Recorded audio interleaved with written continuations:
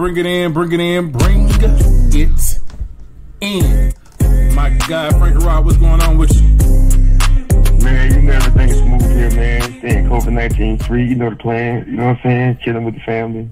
I know, man. You? It's ain't nothing, man. Everything good, man. We getting these dates now, man. We getting these dates for these kids to go back to college, bro.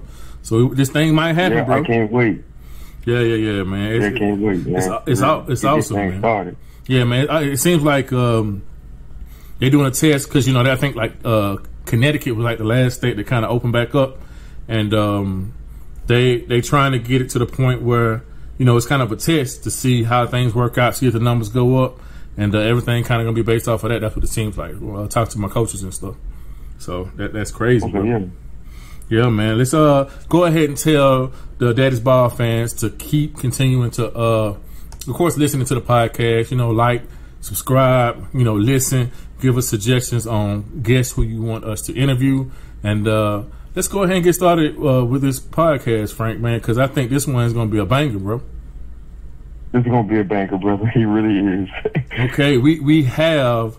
I'm gonna say Jacksonville's home because he's originally from Miami, moved up to Jacksonville, and he has a big story. Plays for the Chicago Bears. We have Javon Wims. Javon, how you doing? I'm fine. Thank you for having me. All right, man. Glad for you to be here, man. Glad for you to break some bread with us. I know you got a lot of going on. You got a lot of training going on and stuff like that, man. What you been doing on this time off with all this COVID stuff going on? To be honest with you, I've been trying to just transform myself as a person, transform my mind, and transform myself as an athlete as well.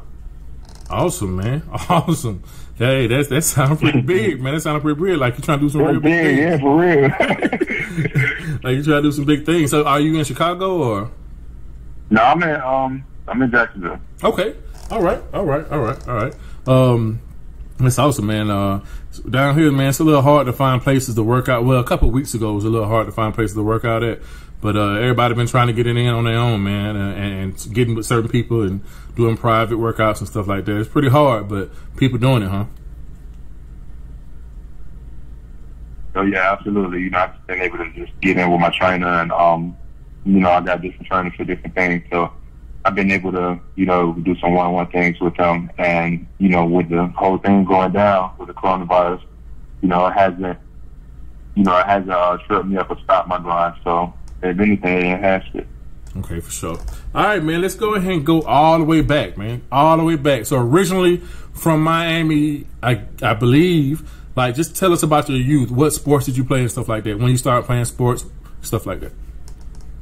Yeah, you're right. I'm originally from Miami, the county line area, / Cal City. I played football, basketball growing up. Two-sport athlete growing up. Started playing football. The right age, supposed to play at 6, but, I don't know how it is at Jacksonville, when it comes to, the younger age, but in Miami, everybody illegally started their kids at 5. So I started playing at,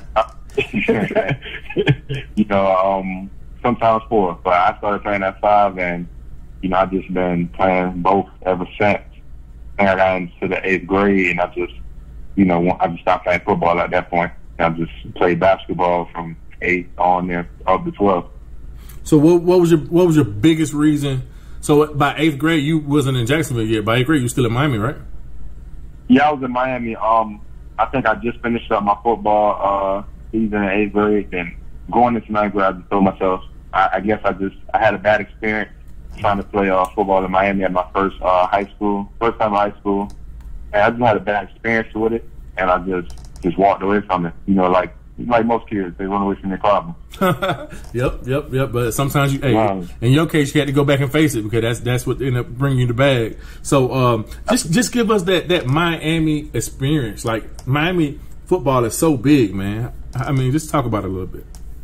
Man, it's one of them things where Miami just it's different down there. It's different up here as well because I learned that fast as soon as I got up there, but. I was just got out of my workouts this morning. I was talking to, one of my friends, and, he played out in California, and he was telling me, that he think they're good in football. And I saw something online that said our 3 stars are compared to their 5 stars. So it just lets you know you know, the skill gap, and you know, just not only the skill gap, but the athleticism. Man, in Miami, you know, it's not only that you so worried about, you know, just the football aspect and how athletic kids are, you know, at a young age. It's the atmosphere, it's the pressure that, you know, the people put on you at the younger age, because football, you know, it's dominated down there. I hear you, man. So yeah, go ahead, Frank. I said, yeah, that's true, man. You know, when it comes to football in Miami, and really, I would say it's to Florida, because it's a different level. Because you got people that done went pro from those cities, and big time college football players as well. That it makes a different aura of football here. I know for me growing up and my son growing up, that it's a different era or a certain way you have to play. To be somebody here, you play football, you got to be so good at something for you to be something, be relevant, basically, you know? Yeah, you right. You definitely do. So how did the move come about, coming all the way from Miami to Duval? Well, you know, my mom, you know, she a correctional officer. You know, I love my mama. Man, she was moving to Ocala, Florida, and you know, I ain't spent too much time in Ocala, but you can move with me to Ocala. You go stay with your dad in Jacksonville, and me being, you know, a big city boy at the time from Miami, I'm like, man, I ain't going to stay in Ocala. Yeah, I ended up moving, you know, with my dad in Jacksonville, and then, you know, everything worked out for the best. Oh, it did, man. That's when you met Ben Jones, one of my good friends, man. I know, because I watched you. I actually watched you grow since you was at L. White. You probably know that, but Ben instilled a lot of young boys, man. And how did you and Ben Jones meet? How did you end up going to L. White? Well, that was my neighborhood school anyway. Okay. I was either going to go, you know, I stayed around the corner from Trinity, but Trinity is a private school. And when I first moved up to Jacksonville, you know, majority of my family, you know, they was from Millside, so they was, you know, with the range of Reebok stuff. So, you know, my dad just sent me to L. White, it was a neighborhood school. So, I mean, you know, you said it right. Coach Jones, he instilled a lot. It was a funny story when I met him. You know, me and him pretty much ain't get on the right foot, because I was, you know, always the athletic kid who just got away with just being just athletic and was always able to do kind of what I wanted to do. And, you know, I truly learned what hard work was, you know, at least a portion of it with him. Because he worked the hell out of it. Yeah, oh, he did. I was there. I was there. I know. You worked the hell out of you now. Yeah, I know Georgia and all the colleges and stuff you went to in the pros is totally different. But I must say, at the high school level of basketball, Ben Jones, he did a good job building character. Either because at the end of the day, either you gonna coincide and listen to what he say, or you gonna quit.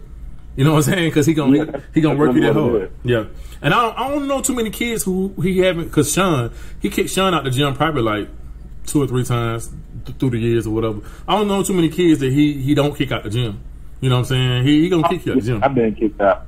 Oh yeah, my first year I got kicked. I think I led the, you know, I think I was the most kicked out kid my first my first year with him. You know, I think my first year with him was my 11th grade year. So yeah, I think he kicked me out more so he kicked out probably anybody. The funny thing is, man, I think a lot of people don't understand, like, when we kick you out as a coach, that don't mean we want you to go. We want you to have the heart to come back and talk about it and go from there. But it's just getting it up out of you. Like I said, just getting it up out of you. Yeah. Yeah, man. Y'all, I think at Ed White, y'all went to the Final Four twice in your high school? Yeah. Yeah, you know, first year, you know, just minor, I look at them back now. At the time, you know, as a teenager in high school, they were big to me at the time, but now looking back, it was minor. But just these minor things that we, you know, win the district champs, gateway and all that stuff, you know, Christmas tournaments, and just finally start winning. You know, it changed how Ed White was perceived in basketball, because it was always perceived as a football school, but just the time he was there and, you know, just bringing that culture and just starting everything, it was just able to just, you know, as a teenager, it was important for me to take some winning at the time. Yep, definitely. And so I know the high school football coaches was just drooling at the mouth, like, hey, when you coming out? So how was that experience not playing football for those, like, 1.5 years? So so when I first moved to Jacksonville, my dad always told me I was way better at football than I was at basketball. And the problem is, the thing is, I never really worked at football. It just always came to me naturally because I was just so gifted at it because I always played with the older kids in the neighborhood. Then it forced your skills to just get better. So I would, I loved it far more than I loved football at the time. So I remember going out there. He made me go out there my 10th grade year, and I was going to play quarterback. So I remember my very first practice. I'm out there throwing dimes, throwing the ball. Because believe it or not, I was a better quarterback than I was receiver at the time. So I was throwing the ball, doing all kinds of stuff. And then come to find out they were in the wing key offense. So I was like, oh yeah, this would be my day out here. And then, that just made me just stay with football. But that made me stay with basketball for the time being. But, the head coach at the time, Coach G, he used to, always see me do kind of freakish athletic stuff in gym class, with a basketball in my hand and stuff like that. So he used to always ask me to come play basketball. Come play football. He used to always just be at me and just ask me just about every day. Was Jay Davis there when you was there? Jay Davis was there my senior year. I think he was. He was in my 11th grade year. He was, I think he was in 9th grade at the time. And then my senior year, if I'm not mistaken, he was in 10th grade. Yeah, we interviewed him before the draft. He didn't get drafted, but I think he's on a joint camp. I forgot what football team he was doing, but he was talking about just kind of, the prestige of the football team and all that kind of stuff. But I don't think Jay Davis. No, he wasn't a basketball player. I don't think so. I don't think. No, he was. I don't know if he played that either. I would be surprised if he didn't, but I don't know if he did either, bro. Yeah. No, he wasn't. He wasn't a basketball player at LY. He didn't play, but he was definitely. One thing I can say about Jay Davis, man, I wish he never switched from running back to cornerback because he was a gifted. I'm not even lying. Gifted running back. Yeah, I don't think we really asked him about that. And that's kind of interesting too because he was very gifted at running back, and everybody on the next level just seemed like they wanted to put him in at cornerback. I think it. So the switch with cornerback with him, but you got to ask him, again because I don't want to misconstrue his story as well. But being close enough to him, he made the switch going into his senior year. And in my mind, outside looking in, somebody who sees something in someone. And I guess, I think we all as humans make that mistake. We sometimes see something ourselves, but the mass see something different. People who have your best interests at heart, and they see you're gifted in one thing. And I think he just made that switch, in the 12th grade. But I think I'm gonna tell you, that kid he's probably one of the fastest kids, people I know. And two, is just his vision. You ever seen somebody who just made to just do something? Yeah. I promise the way he run the ball in high school, I think it was one game played Mandarin. He had close to 500 total yards. Just him alone, and we still lost the game. That's what's crazy. Man, that's crazy. Yeah, it was just gift for the football in the past. All right, so let's get into that senior year.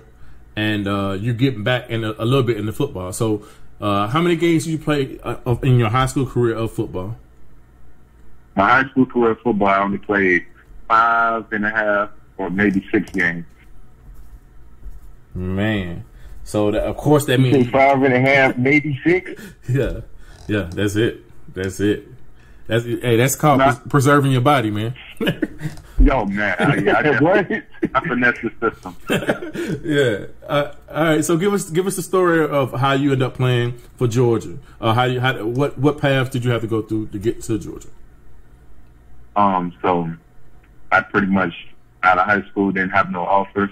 I didn't have no stars to my name. Didn't do enough in basketball, or I didn't. It's not I didn't do enough.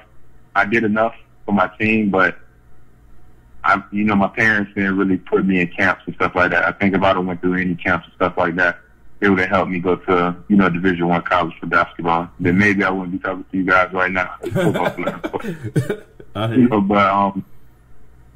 got to NAIA called Belhaven University. Only played one semester, one season there. I ended up leaving there, come home, work 2 jobs. I'm trying out for different, schools, trying out for different, teams and stuff like that, sending my film everywhere I can, and, just getting denied along the process. And then this was in 2014, I'm doing all this. And at the top of 2015, I ended up going to a junior college back in Mississippi called Hines Community College. Where both? I'm only to cut you off. Where both of these colleges located? So Belhaven was in Jackson, Mississippi. Hines was in Raymond, Mississippi.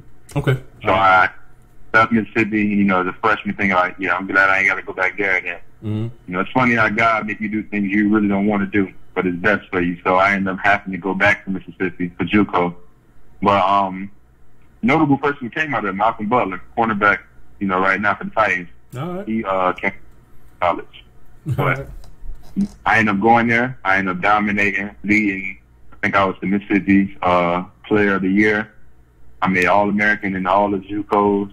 I think I was the number 2 receiver coming out, or number 3 receiver coming out.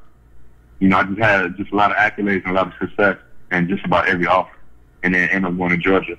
And even when I got to Georgia, it was a struggle first, my junior year. I only had 1 catch. I think I only had 1 touchdown, 17 catches. But just that jump from my junior to senior year, just different.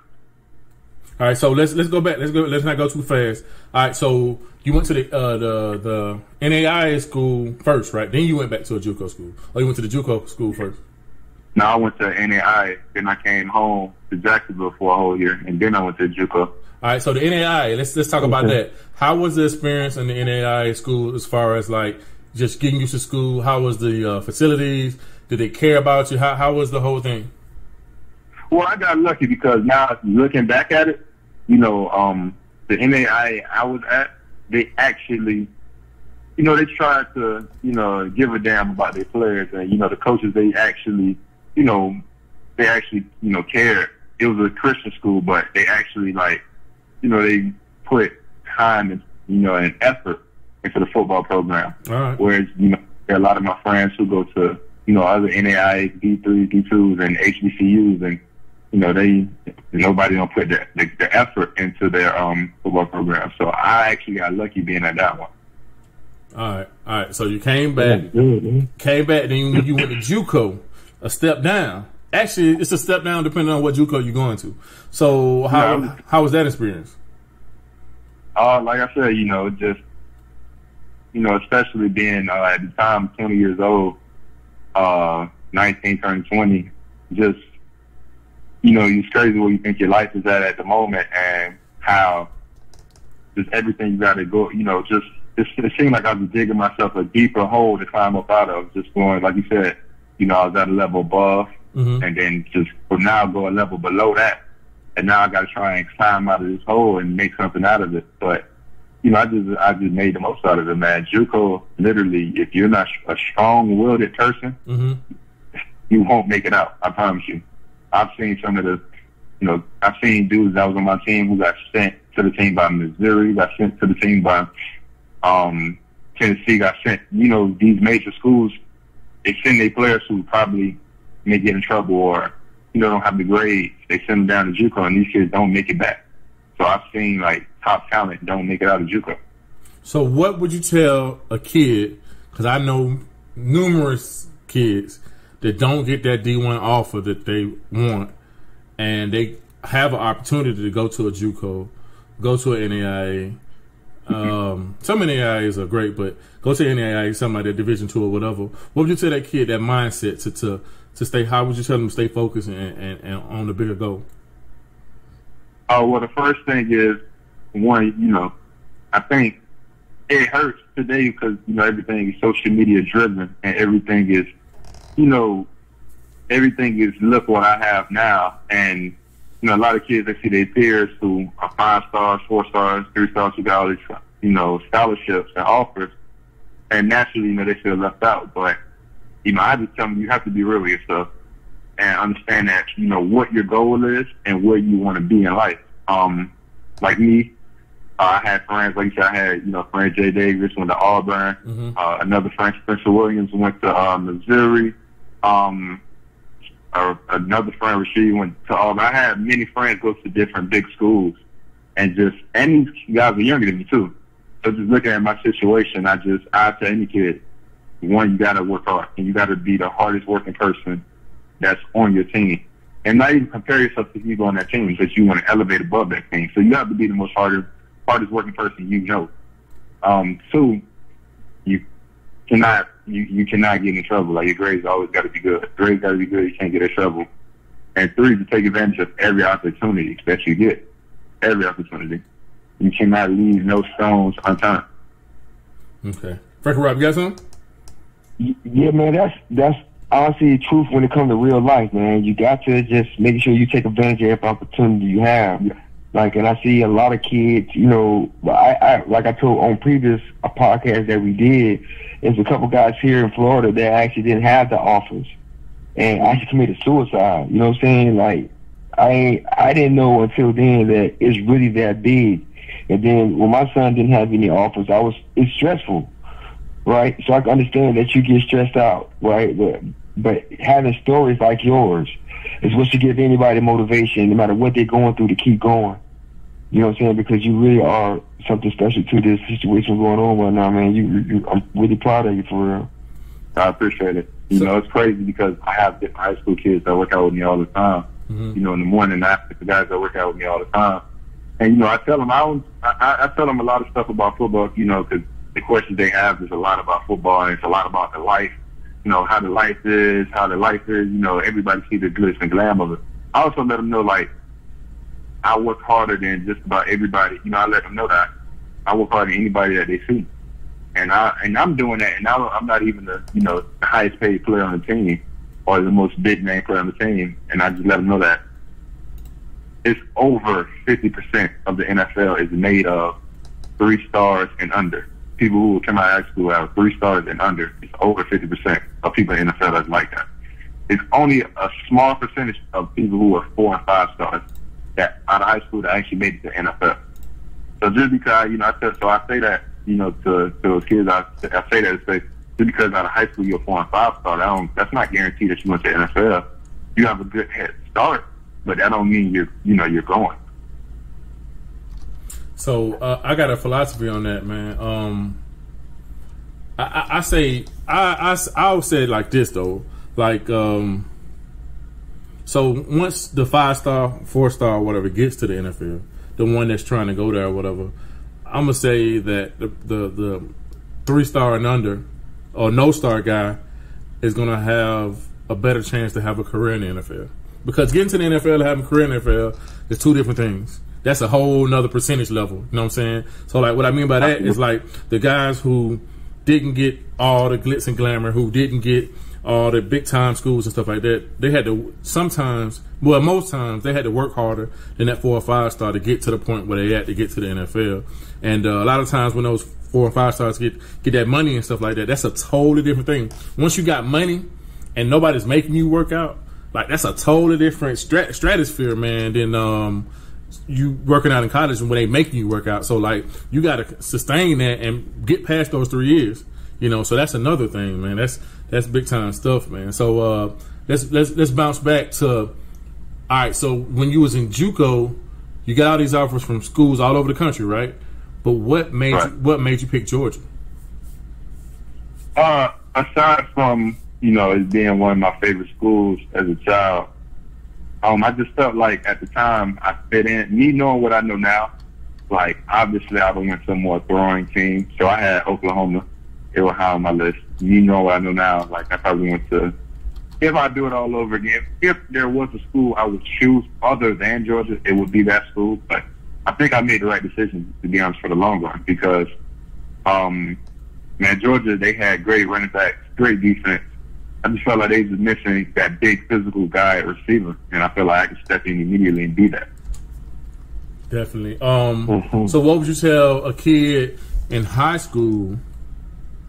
Would you worry if you're a very, very good receiver? Would you have some kind of a stance on picking a high school team that doesn't pass or doesn't have a good quarterback? Would you change schools because of that as a receiver? In high school? Yeah. Oh, absolutely. If that's what I'm trying to accomplish, if that's what I'm trying to be, if I'm trying to be a college football player or NFL player, then I'm not giving myself the opportunity to, pretty much showcase all my abilities if the school I'm at isn't giving me the opportunity to. Also you got to, aside from working hard and stuff like that, you got to be real with your situation. If I would have known that I was going to make it to NFL, then I would have left Air White a long time ago. I probably went first coach to someone who actually spread the ball out at the time, because at the time first coach was a throwing school. Mm-hmm. So I would have went for who throws the ball more than they run the ball. And that would have gave me the opportunity to put up some numbers, coaches in the stands. Okay, look at this kid. He can catch. He's big. He can run. That gave me the opportunity to do some different things. If I'm a receiver and I'm out there blocking 80% of the time, then I might as well go play for defense.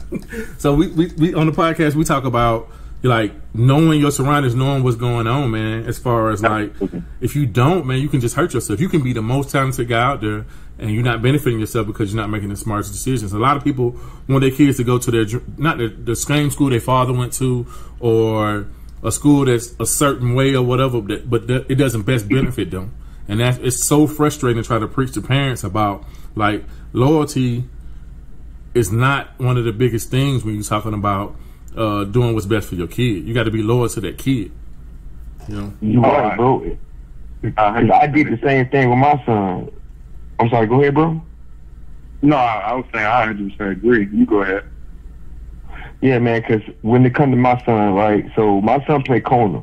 And if you from Jacksonville, everybody know good well the best situation to have your son in playing corner is Trinity Christian.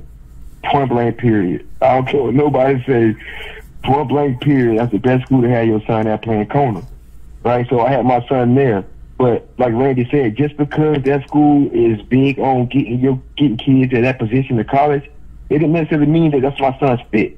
That's not where he's supposed to be, because they did this, they did that. It was all glitz and glamour. Not really glitz and glamour, but really, hard work for that position, But it wouldn't. I don't feel like, now I look back on it, I always question myself, should I took him back? Should I did this? But I had him transferred from Trinity to Sandalwood.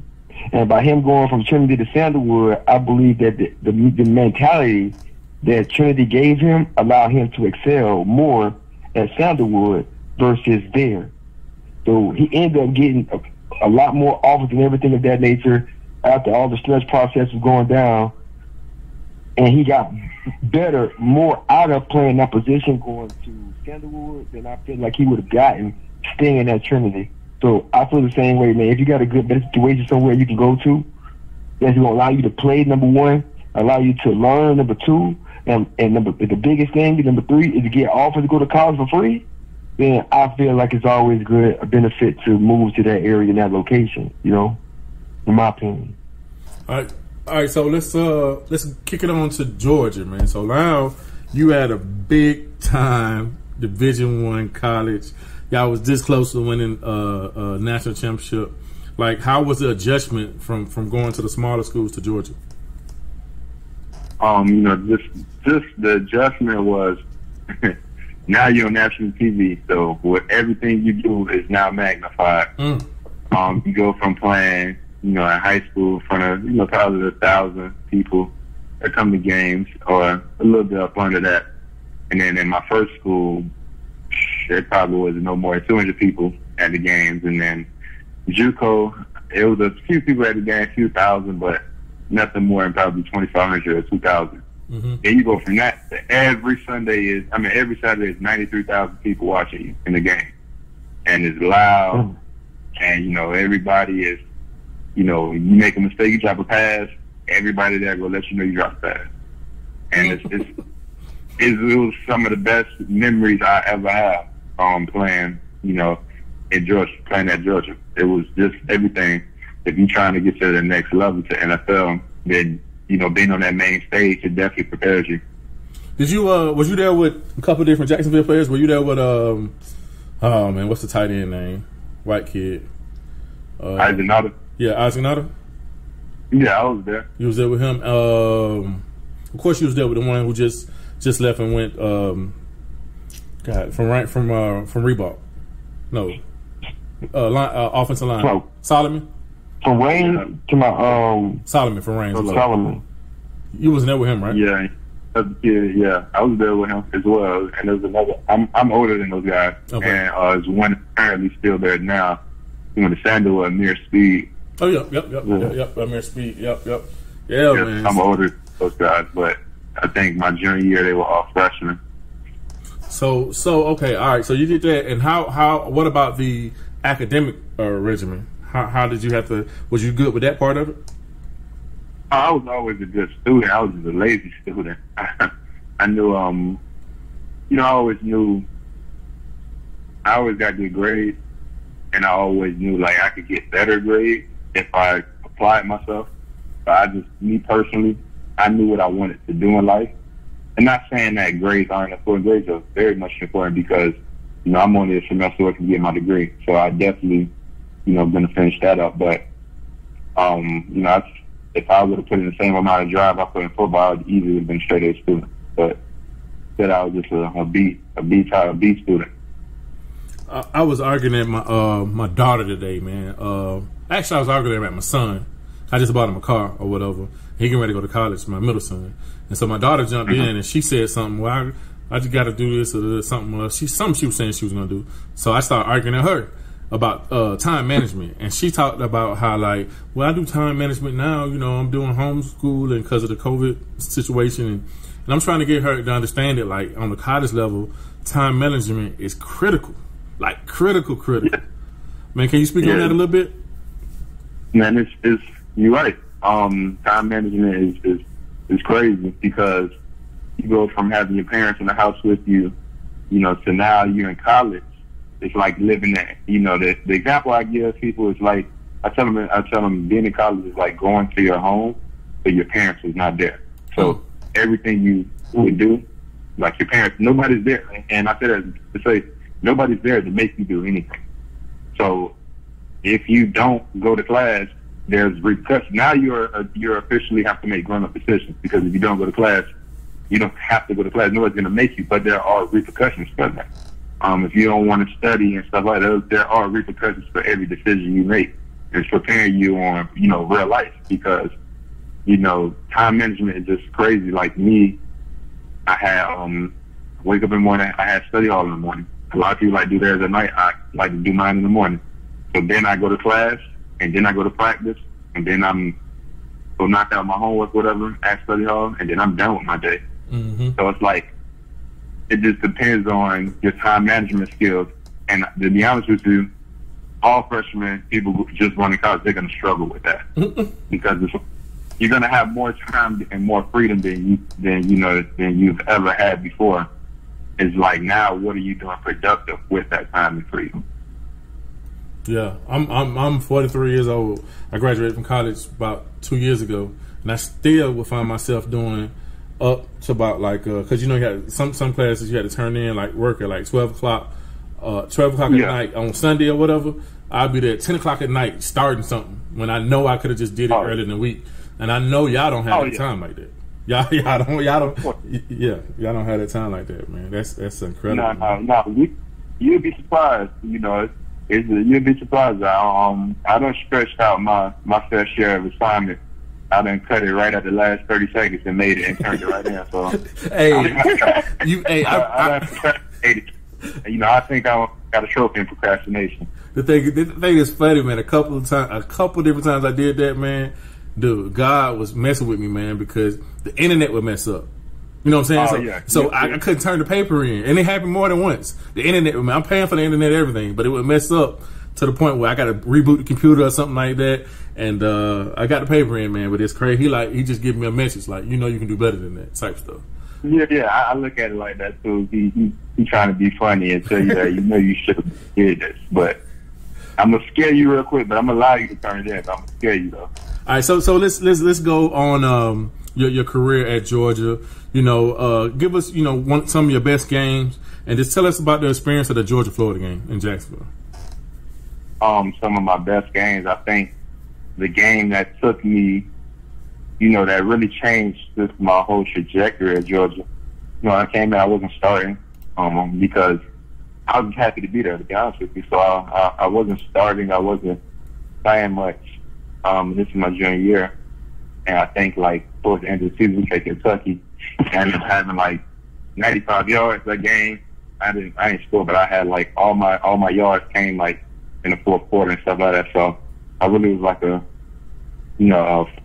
pivotal point of me just springboarding into something, and then I took that same momentum and just went into my senior year. And man, I played good just about almost every game. First game was a good game. I had big catches in Notre Dame. Played good at Tennessee. I played good against Kentucky. I played good against Auburn. I had 100 yards against Auburn. We lost, but my favorite game in college, to be honest, was Oklahoma, the Rose Bowl. I think I had like 80-something yards and a touchdown, but it literally was a back and forth game. It literally was like, it felt like a boxing match. They throw a punch, they land. We throw a few punches, we land. They respond back. So I think, man, that game was special. But just the Georgia-Florida game, I'm 1-1 there. I lost my first year there against Florida, and then my senior year we won 44-0. So. That's crazy, man. Crazy. I don't know if they always gonna have it in Jacksonville, but I hope they do, because it's a big time game, man. They always want to say that Alabama Auburn is this, and even people say that Ohio State Michigan is all that, but Georgia Florida game is like the top premier game, one of the top premier rivalries out there, definitely. Mm-hmm. Frank Rob, you got something, bro? Nah, yeah, you're right. I always, as a fan, I used to always watch Miami, Florida State, you know what I'm saying? Because I'm a Miami fan. But, I know Florida, Georgia big. I think you got certain rival games, man. That's something that's been going on for generations, for real. It was always good to be a part of something like that, So, Javon, tell me how you sustain in social media.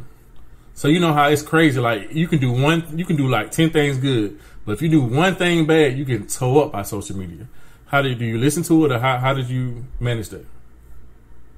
I look at it like this: when it comes to social media, when it comes to criticism on social media, mm-hmm. particularly to my sports, I see it because I use it as adding wood to the fire. So I gotta have something that fuels me. So I gotta see what people say I can't do. I got to see what people have. I got to see those things. So when I go work out, I have it in the back of my mind. So whenever I'm tired, I just remember a tweet or somebody comment on a picture or something saying, well, Javon, he's not a number one receiver. So when I'm tired, I'm like, all right, they already don't think you're number one receiver. So what you going to do? It's just stuff like that. I use it as fuel. But to be honest with you, when it comes to like games and stuff like that, because I've had bad games in NFL, in college level, and high school level. And, it's been social media on the game a lot when I was in college and the NFL, but they're not out there putting the same amount of work I'm putting. Mm. They're not out there while I'm sweating in this, hot Florida weather. They're not out there while I'm doing that. So their opinion really don't matter. I don't, everybody's going to have an opinion. It's the opinion of the people who matters, who's with me in this process. That's the opinion who matters to me. You're right, man. That's a hell of a plug right there. Hell of a plug, man. So I'm trying to look on the internet to see when you left. I don't know did you leave your senior year, or did you? My year. So the year we lost to Alabama in the national championship game was my senior year. Okay, and so you had to leave. So what were they telling you? I'm going to cut you off. What were they telling you? You probably would land as far as the draft and stuff like that. And how was your experience at getting the agent? Well, I'm gonna tell you, like I said, everybody. I told this to Solomon. I told this to Jake Fromm. I told this to Jacob Eason. To everybody I played with who was getting drafted after me. The draft is the most stressful thing to ever go through, like as a player, because I was told that I was, expected to go anywhere as early as late third round to as late as the end of the fifth, possibly. So just hearing that, in my mind, I'm like, okay, I'm going third, fourth, fifth round. Mm-hmm. But that's just so weird, man. I ended up going seventh round, and everything happened for a reason. So but you'll hear one thing and you'll think you're doing, things good, but it's just a weird process. It's unexplainable, to be honest with you. Yeah. So was your agent giving you a lot of times good agents? I feel because we just started the process with Sean, but good agents can tell you like why people not feeling you or whatever. Was your agent giving you feedback on what was the problem? Well, it's one of the things where, like, my agent, and I love my agent, Ryan, man, he keeps it real with me. Mm-hmm. And to be honest with you, as you guys go through this process with Sean, I just tell you to pick an agent pretty much not on what he can provide for you, like on the field. Because you understand, like Sean, like you've been with him his whole life. Football's will take care of itself. He's been playing football since he was a child. So it's not much what he can do for you on the field. It's much if he gonna be there for you off the field. Like that was my theory in picking an agent. I had the big names coming after me, in Georgia, especially being at a big school like Georgia. And I know Sean is at Ohio State, so especially being at a big school like that, it's easy to go with, some of the most known agents. But me personally, I didn't want to feel like a little fish in the ocean. Yeah. To get lost through all the clients he have. I'm not saying that, I want to be the only client. That's not it. It's just I want an agent who's dependable, and like I want to build a relationship with him not only on the field but outside of the business. I look at like Kobe and his agent. Kobe never changed agent, and he had his agent since he was 17, 18, and they grew in the business together, and they had a tremendous relationship outside of basketball. To where Kobe needed him outside of it. Some things that he could do, his family didn't need to know, or his family couldn't do. He could rely on the agent. That's how I look at my process for picking him. That was up. That was up. So getting the call, man. I mean, they called you before they picked you, or what? The Bears? So the agent can't talk to you while you're in school, but they'll get in contact with the parents. No. I'm talking about draft day. Oh yeah, draft day. So my agent, he told me, what to expect 3 through 5, and have my phone on. And when I seen those rounds went by, I kind of got discouraged, and I ended up falling asleep. And then the Bears and calling me, waking me up out of my sleep, and telling me they're going to draft me. And then my mind like, okay, like literally 3 other teams already told me this and didn't draft me. So, I turned the TV on, and I look on, and it's playing my highlights, and it's getting drafted. So it was amazing. That's cool, man. I tried to interview as many. I tried to get Solomon too, man. He blew us off a couple times too. I'm gonna get at him later on, but I tried to interview every Jacksonville kid like the week before the draft. Like I was just interviewing kids and putting an episode out there to try to get their story and stuff like that. But I know Solomon was busy and doing some stuff, but we'll try to definitely get him later. But it's just a big thing, man. And I kept telling kids that, if you don't get drafted, it ain't the end of the world. So make sure your agent has a good plan for you. He picks a good spot for you where they need your position. And it's not the end of the world, So I try to talk to him. What you about to say? No, you're not wrong about that. Yeah, man. And a lot of our kids didn't. Unfortunately, a lot of our kids didn't get drafted this year. But again, as long as they're in camp, they have the opportunity just like everybody else. Else. So going into that, man, how was it? So my son, he's going to Olivet Nazarene University in Chicago, and actually, y'all used to do y'all summer camp there. Yep, yeah, camp there. So yeah, he'll be there this summer or something like that, and he got to get used to that cold or whatever. So how was it going to Chicago? He got to get used to being out in the middle of nowhere too. Yeah, I heard it's like about 45 minutes from Chicago. About an hour. About an hour. Okay. Culture shock. Yeah. I know him and his boys gonna try to go. He's going up there with another Trinity kid. They're gonna try to make it to Chicago, but they need to get used to what they're doing first. But that's good. I don't want to be that close to Chicago. You know what I'm saying? I want to be a little ways away. You tell me. Yeah, I want to be a little ways away. So how was it? Being a rookie. How was that experience? my rookie year was different because I was inactive just about the whole year. And when they make you inactive, they pretty much like you on the 53-man roster, but you the guys with the sweats on the sideline. So I still got paid. You know, I still got my game checks. I got paid as if I was playing still. It just, you don't dress out. So I was like that for just about every game except, I think, four games I dressed out in. I really played a lot in one of them, which was the last game of the season, before the playoffs.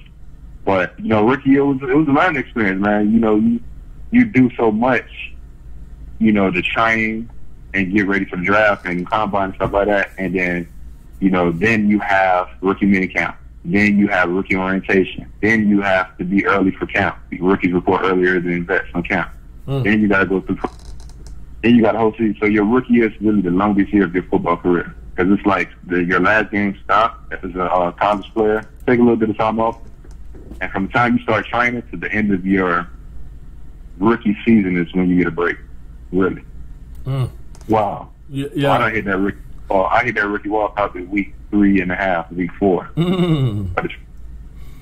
Okay, I hear you. Chase Young, man. Chase Young was saying that like he not gonna do the combine because you know he felt like his position was solidified. He needed to get ready for NFL, and so that kind of backs off what you just saying. Like you do all this time getting ready so you can look good in the combine or whatever, which doesn't matter necessarily. For some people it does, some people it doesn't.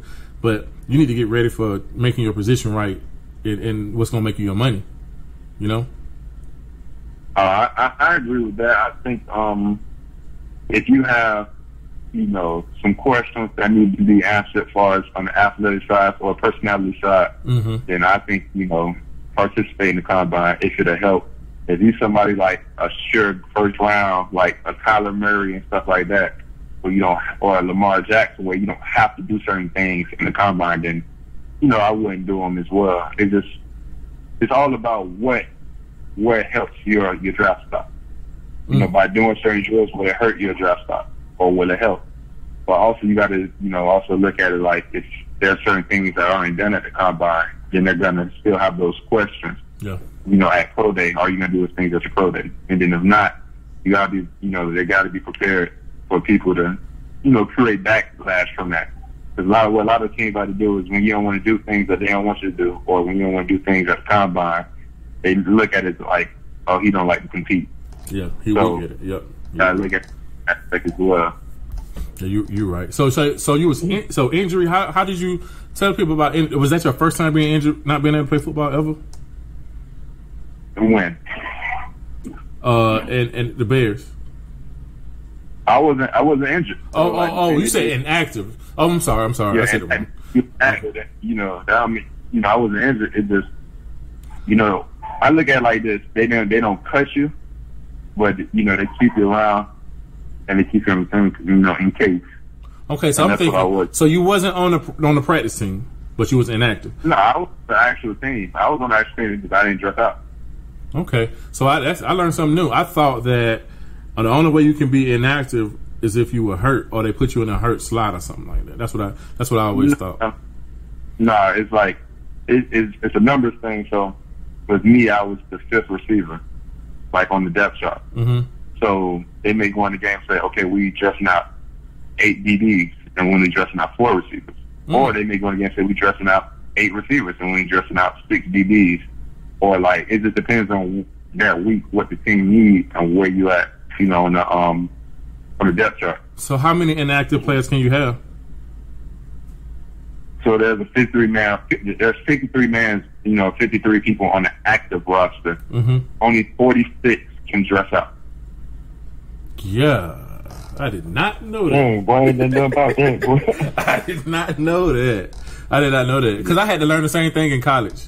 Because I didn't know, you know, you got 85 people in college, but they on the road. No, Sean, freshman year on the road, they can only take. I forgot how many it is. 60 something. a 60 something like that, I think, because I was trying to get Sean to like make sure he plays special teams. I know he wasn't gonna start the DB, because I was like, if you want to travel on the road, you need to solidify yourself on some special teams or something like that. So you said they can only take 46 people. They got enough money to take 53. They should take 53. That's crazy. That's crazy. That's interesting. All 53 travel, but only 46 dress out. Frankie Rock, did you know that, bro? No, I didn't, man. I didn't know about college either. Like, I didn't know how that worked. I always thought everybody goes. I didn't know. Everybody go home, but not away game. Yeah. Like, man, my son just got there, so I don't know what. I didn't know what to expect. So for the home game, you are gonna have like 100 and some people dressed out, but for the away games, you only gonna have like 60 something. I forgot the number. So no, it might be less than that. It might be 50 something. Because I was doing the calculations, I was like, they're gonna take this many DBs, this many wide receivers. You gonna know. So I put it like this right here. They're gonna take first and second depth chart for each position. They're gonna take, the special teams guys who not part of those first and second team depth chart. If you're not on the second team depth chart in your position, it's a chance that you probably ain't going. Unless somebody in college. In college, it's like that more so in college. College, there's a bigger chance of you to go because they're more lenient with that type of stuff. But in the NFL, to be honest with you, you're not like far. I give you the numbers as far as receivers. So if you're not a number one receiver or a number two receiver, maybe, and it depends on what team. Maybe a number three. The rest of the receivers gotta play. You gotta be playing special teams. You got to play some form of special teams. If not, then you just A, won't be on the team, or B, you'll be inactive. If you like with me, I never really play special teams. So, but I was a good talent at receiver, so they kept me on the team, and they just didn't dress me my rookie year because I excelled that much at receiver versus special teams. And what's crazy is they knew they were gonna have you for the year after, so they could probably cut somebody or let somebody go or not renew a contract because they got you there. So that's why they keep you. It's funny, man. Yeah, so it's a game within a game. So I mean, even me being a younger player with a high ceiling or a high upside, just you don't get rid of young talent. Yeah. So even like if they were cutting me and stuff like that, I never saw them cutting me, after my rookie season, because I'm just not bragging, but I think I just excel. I have a tremendous upside when it comes to receiving. Now I'm at the time in my point in my career. Now I have to, now I have to show that potential now that they believe I have. Now I have to show that. So this bag season, this bag year. Let me ask you a question. So let me ask you a question. If say so I got you. I got Chris. I talked to you, but me and you definitely finna have a relationship after this. But I got Chris Jones. You know Chris Jones? Yeah, that's my boy. Yes. All right. So Chris Jones, his bag season. Isaiah Ford. You know Isaiah? You know Isaiah, right? No. Yeah. So it's all y'all bag season. So say if you didn't get like time on the field, how would your agent show video of your talent? Would he take practice film, or how does that work? So I mean, anytime you're on that field, that's pretty much your resume. So that eye in the sky, that camera, that tape is anytime you touch that field. Whether it's special teams, whether it's run play, pass play, anytime you're on the field, that's your resume to other teams. Other teams know. They know if you're in a situation where, okay, we may use you way different than this team may use you. They're not. A lot of teams are not dumb, and they understand that, sometimes you're in a situation to where, you're not going to get all the targets or all the catches.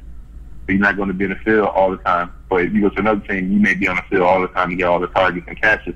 It just depends on what team you fall into and what system fits you best. So, like, if all three of us come out, and we have great years, then it'll put us in position to, we sign with our current team going into our fourth year, and, extend our contract, or B, we just got to go to a different team and pretty much be on a 1 to 2 year contract to show that what we can do, and then get a bigger check after that. Yeah, I feel you. I think when is the average? Just for my knowledge, so like they stopped paying cornerbacks at like 32 ish. You know what I'm saying? What's the number for wide receivers? Do you know? I look at it. You get around the age 30, they start telling you kind of old. Okay. Start trying to use it against you. It's up quarterback and kickers. Kickers and quarterbacks are the only two people who are excluded from that rule. That's crazy. That's crazy. It's a game. Like you said, it's a game within a game, man. A lot of people don't know about it, man. So, like, it's yeah, got to get in and make all the money you can make and, you know, save and invest and treat your money right as well as you're in there because, you know, NFL do stuff not for long. Yeah. So it's crazy. So you go against Tolliver all the time in practice and stuff? You said what? You go against Kevin Tolliver in practice all the time and stuff? Not all the time. I pretty much, you know, go against, you know, other DBs in it. But I've run against him a few times. So we've had a few head-to-heads. Okay. Frank, you got something else, man? How'd that feel, man? Going against somebody from your city, and it's been a dream of yours. Both of y'all had this dream to go to the NFL. How does it feel going against somebody like that from your city? Like, yeah. As humble as I could sound, I don't pay attention to it while I'm out there. I treat him as if like I never knew him in my life. Now afterwards, in the locker room with somebody, you know, that's from the same background I'm from, it's amazing. You know, it's definitely it's a blessing, especially knowing, you know, when you know that person, you know, and you know personally as well. But when I'm out there, man, I'm competing against everybody as if I don't know them. So that's a business attitude, man. Can you expound on that a little bit, man? Just having a business attitude, like not taking stuff personal, and it's all about business. Having that attitude. Have you always had an attitude like that? No, I haven't. You know, and that's one of the things where I said, like now, early in the call, just transforming my mind and transforming my body. You know, a lot of times, you know, to be honest, I struggled with just realizing who I am as a player. And, you know, when you first get in the NFL, you're going to have those doubts if you wasn't a number one first round guy. Or like me, I never was like, I think like a lot of coaches I played with, they never really, you know, and me, I'm more of a player's coach type of person. So I respond better versus a coach who will yell at you. I respond better to a coach who I can have a real conversation with, who actually like care about me as a person. Then you'll get the most out of me because with me it's a trust thing. But man, I struggle with just believing do I belong here? Can I play with these people? Because everybody's good. Everybody is, you know, 4'3", 4'4", 4'2". Everybody's fast. Everybody athletic. The things that separated you in college, I'm just bigger than everybody. Oh, well, everybody big now. So now I went through a small identity crisis. So do I belong here? And now I'm, you know, glad. Well, I'm not glad, but with everything going on now with the coronavirus, it gives me time to transform my mind to, you know, just have the attitude like, I know I belong here, and I know I'm the best when given the opportunity. Now I just got to go show it. Yeah, it's a lot of books about that, man. I wish I had some that I knew offhand, but it's a lot of books about that, man. That mental thing is everything. It's everything. It's everything. Looking at the Last Dance and stuff like that, man. It was mental, man. It was mental, man. I mean, I don't care what nobody say. A lot of that stuff that Jordan did in them playoffs, it was mental, and it was all the hard work he did and how much he wanted everyone to kind of conform to how hard he was pushing, you know, and it's crazy. Frankie Rock, what's up, bro? All right, for sure, man. Javon. Yes. All right, for sure. All right, so man, we done held you hostage, man, for well over an hour, man. This is a very insightful podcast, man. Just give me give me one last plug, man, for kids and parents, man. One plug for kids trying to work to get to where you at, and one plug for parents that don't, you know, they never done it before, and they're just trying to, you know, to struggle through the whole process. For parents, I just tell them, you know, leave this that can't be stubborn. You know, the thing that hurt a lot of, players is not being in front of people. So I say like I was in the wing T offense in high school. If I would have left, I would have been in front of, if I went to the first coach to Trinity, obviously I'd have been in front of more college, coaches. And maybe I wouldn't have went to NAIA out of high school, or maybe I would have went to Georgia or another school straight out of high school. But you gotta, as a parent, you gotta give your child every opportunity to succeed. If that's their dream, his or her dream, to be wherever they want to be at, you have to go the extra, length to put them in front of these people, whether it's camps, whether it's, it's just the things that other kids, are doing. You have to give them those same fair opportunities. Because the worst thing is not only not getting a scholarship and not making it to college, but now your child will always blame you. They'll never tell you, but they deep down inside, because there's a lot of my peers, who was in similar situations to me, where their parents wanted to let them transfer because they was just too lazy, or they just ain't, put in the effort behind it, and the kids kind of resent them for that. And when it comes to kids, honestly, it's a lonely road. It's a lonely road to be great. It's a lot of sacrifice. Being an NFL, NBA player, a doctor, a lawyer, anything that they want to become, you have to sacrifice being a normal teenager. You have to sacrifice being a normal college student.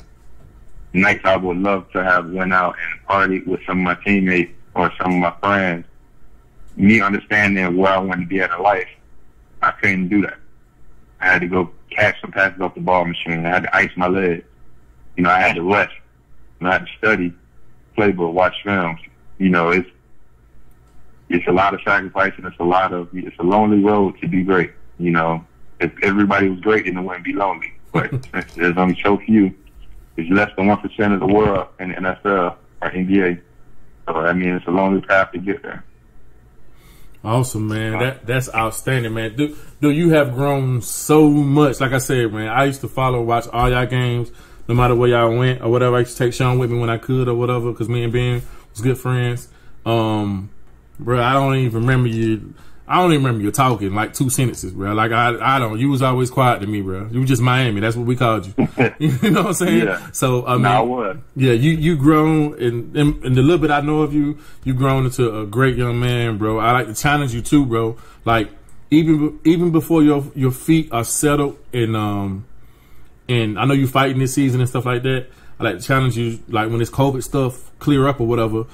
Like put them feet back on at White campus. I ain't saying you haven't. What I'm saying is a lot of times we get into our own struggles that we forget how much impact we can give to other people, and sometimes that would give you a relief on some of the struggles you're thinking about. So like I like to challenge you to if you ain't doing it, I ain't saying that you ain't. If you are, whatever, I like to challenge you to continue to do it. I'm gonna make sure Sean do that joint, like for real, for sure, because he always gonna get back, man. Just all y'all boys showing y'all face, man. It's just, it does wonders, man, because a lot of these kids ain't seen that, man. A lot of these kids, the Jaguar players don't come out here like that. You know what I'm saying? And y'all from here, and just having all y'all around, man, is awesome. I know with the COVID you can't do all that kind of stuff, man, but definitely go back into your roots on the west side, bro, and just talk to them for a second, man, and roll out, man, because a lot of kids ain't seen it, No, you right, man. Challenge accepted. I appreciate it. Appreciate it. Hey, Frankie Rob, check us out, bro. Another.